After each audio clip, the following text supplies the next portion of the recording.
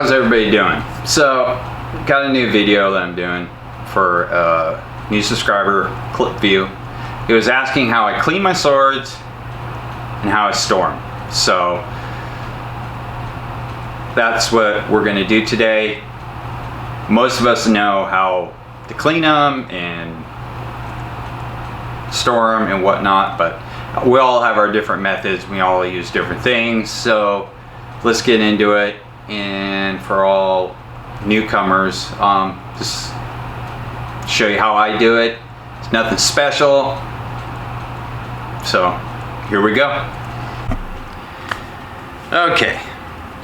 So yeah, I've done this before, but I'm gonna do, like I said, I'm gonna do another video on this for Clipview.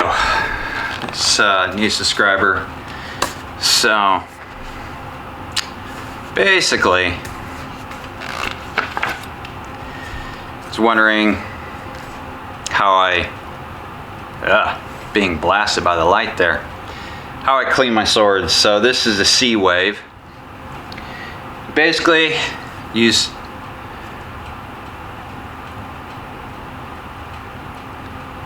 Blue Magic. That's what this is. Or use Flints. Flints works pretty good. And you can get that like right at, you know, Automotive Store, Hardware Store. Simple to get a hold of.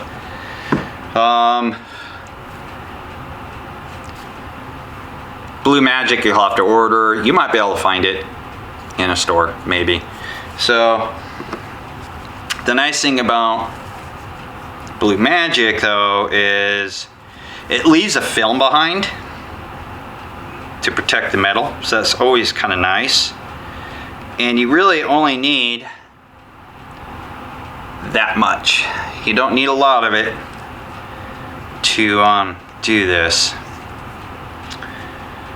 So let me change position here. Alright, so, and then just rub it in. That's all I do. Go the whole entire length of the blade. Now people say you shouldn't use this because of, you know, deteriorate the edge. I've never had that issue. Okay, so, but they'll say to use this other type of polish. Anything that's a polish, it's basically grinding the metal, so anything's going to deteriorate your edge. And if it deteriorates your edge that quickly, anyways, I definitely wouldn't use it. Now always get the Monet, the back side of the blade. You always want to do that. You always want to get it and go the whole length. You know. And then we want to flip it over.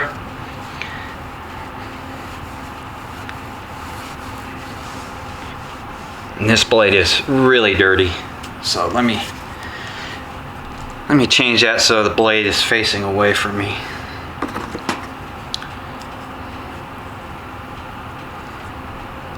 Let's get a little bit more. There we go. Just a dab. That's all it takes. It's just a dab of it. But this stuff's great. Learned about this from Samurai Bird. So if you haven't subscribed to him, go over and subscribe. That's where I learned this stuff from, because I was using Flints. I still do every now and then. Blue Magic does a really good job though.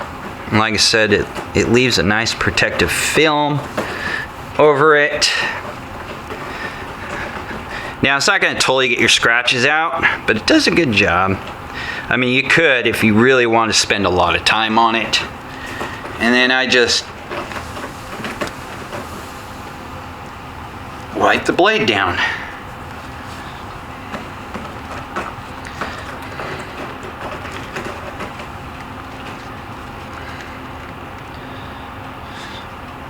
And there we go.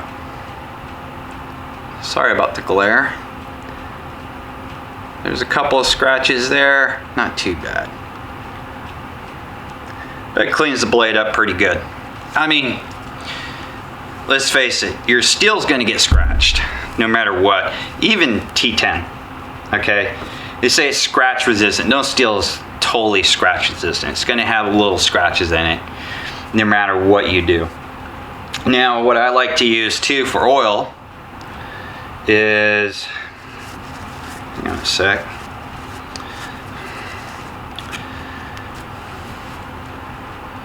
I don't know if you can see that. This stuff, there you go. I like to use this. This is, let me get it. There we go, that glare off the sword. Choji oil, okay? So, clove oil. It's basically what it is. People say, oh, I get it in this mineral oil. Well, what you gotta do is you gotta look at the description and see exactly what it says. If it says all natural choji oil, then it, you know, that's what you want. Now some people, and this has a dropper, so I just kind of put it on there. It's like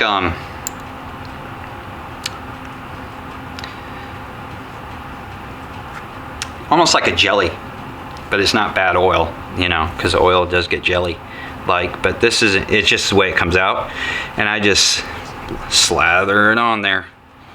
Don't want too much though, but I use this on my blades too.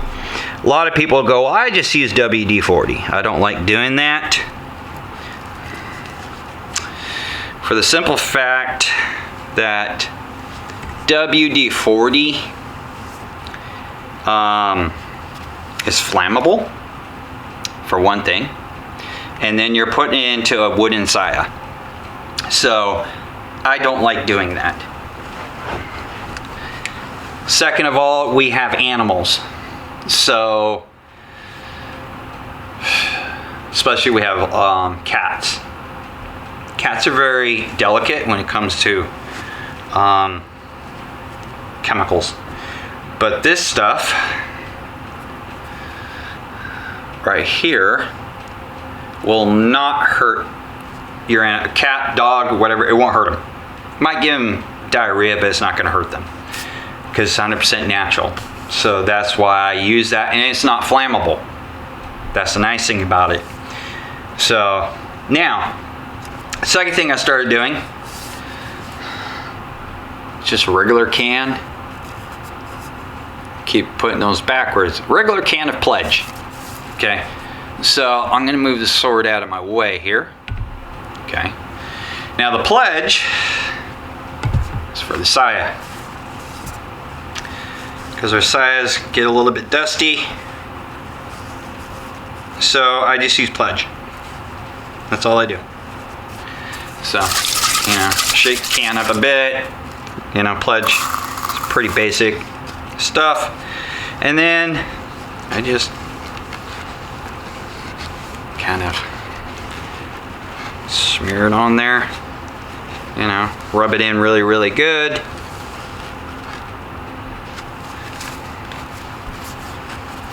Kind of buff it. Brings back that shine, that nice shine in it. Look at that. Look how shiny that is now. It's nice, and it helps protect the wood. And all Pledge is wax. It won't hurt animals, it won't hurt you if you get it on your hands, but it does put a nice protective coat on your saya. So now you can use on Ishime. Sayas are done in Ishime, which is that matte texture. It's not going to bring a shine to it because it's matte, but it will protect it. But look at that now. Nice and shiny.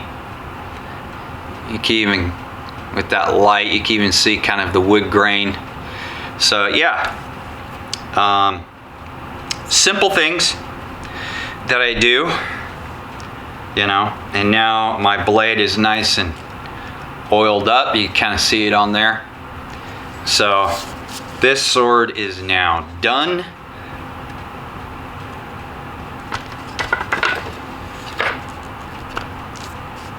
And finished. So, a couple things, like I said, I use Blue Magic or Flint. Flint is actually, like I said, it's really, really good. But when you buff it off, it doesn't leave a protective coating like the Blue Magic will. So it's up to you. Blue Magic's not that expensive. I think both of these are about the same price. You know, then some Pledge for the Saya. Toji oil for the blade. And then you're gonna need, you know, a few rags. This rag's just for the Blue Magic or Flint.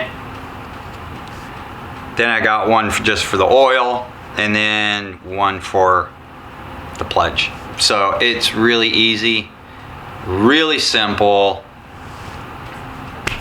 Now, granted, I didn't take the handle off.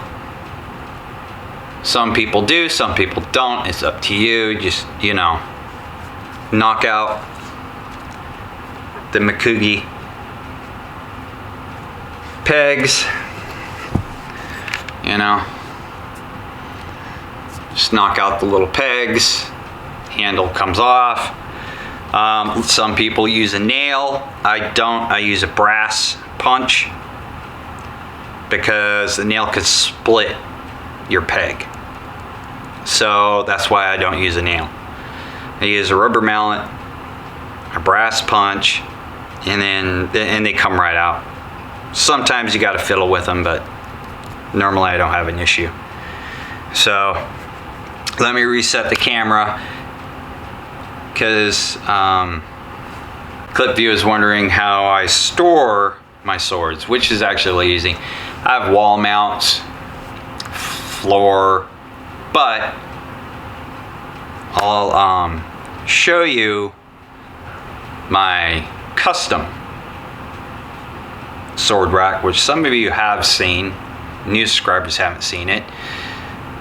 If I could make these and sell them, I would, but they're not small. So let me turn the camera off, get repositioned, and then I can show everybody a special sword cabinet that I built. Okay, before I show you guys the cabinet that I built for my swords, like I said, typically, you know, I got wall hangers. That's a 3-rack one, then a 2-rack. Nothing special. These I keep out in our living room all the time.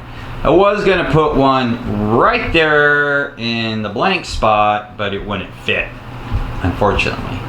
So I had to put it in the room. So let's get set up for, well, the sword cabinet. Okay, so this is like my favorite deal for storing my swords. This is my sword rack, custom made. Got my Kamas, my Saya on there. Now most of these swords, except for that top one and 2 others, these are all our custom jobs that we've had done.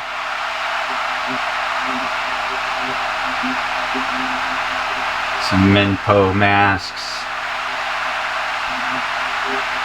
My wife's Chinese war sword. Kind of hard to see because they're dark colored. But any of our special swords that we feel are special go on here. And then on the top, my Kamidana. Right there. But yeah, so simple. Oh, and my jute right there. Those are jute, or jute.